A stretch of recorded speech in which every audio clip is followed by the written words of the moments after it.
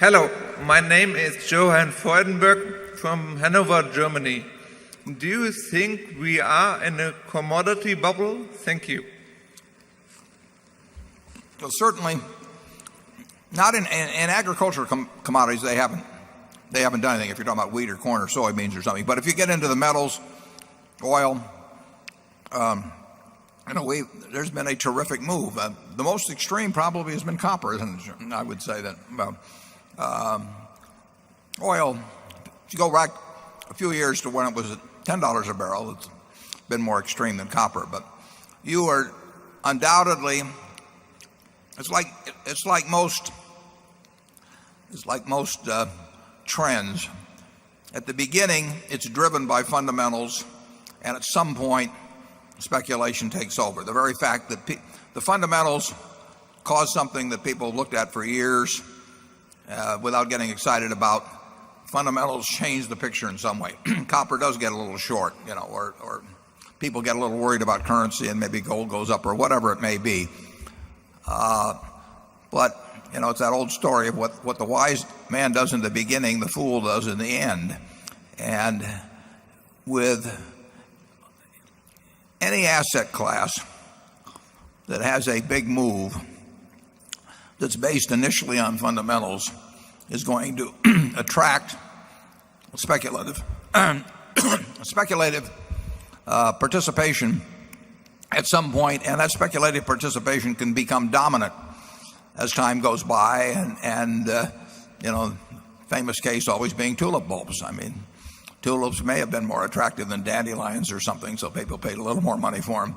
But once a price history develops that causes people to start looking at an asset that they never looked at before and to get envious of the fact that they're because he saw this early and so on, that takes over. And my guess is that we're seeing some of that in the commodity area, and of course I think we've seen some of it in the housing area too.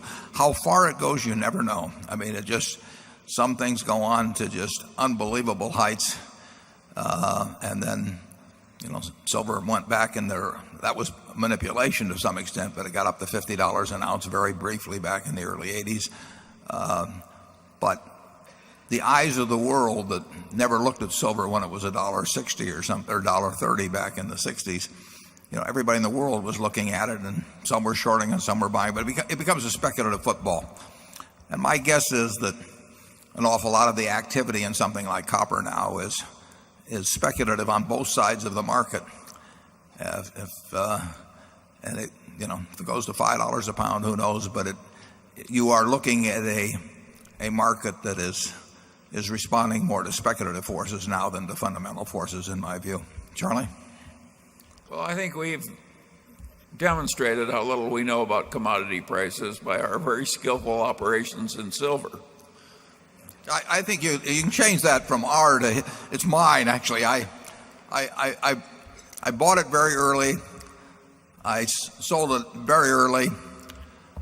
Other than that, everything I did was perfect. I mean, we managed to minimize things there with great efficiency. Or I managed to. Charlie didn't have anything to do with that. I was the silver king there for a while.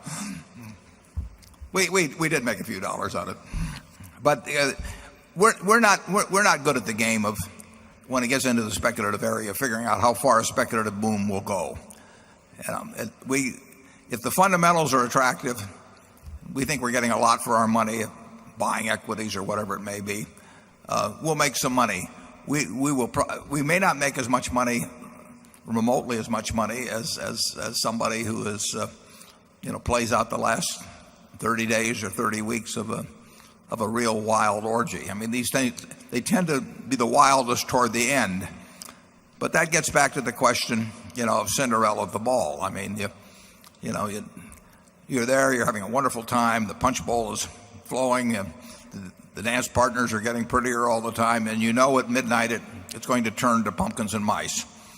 And you look around the room and you think just one more dance, one more good-looking guy, one more glass of champagne, and you think you're going to get out of there at midnight. And of course everybody else thinks they're going to get out of there at midnight too.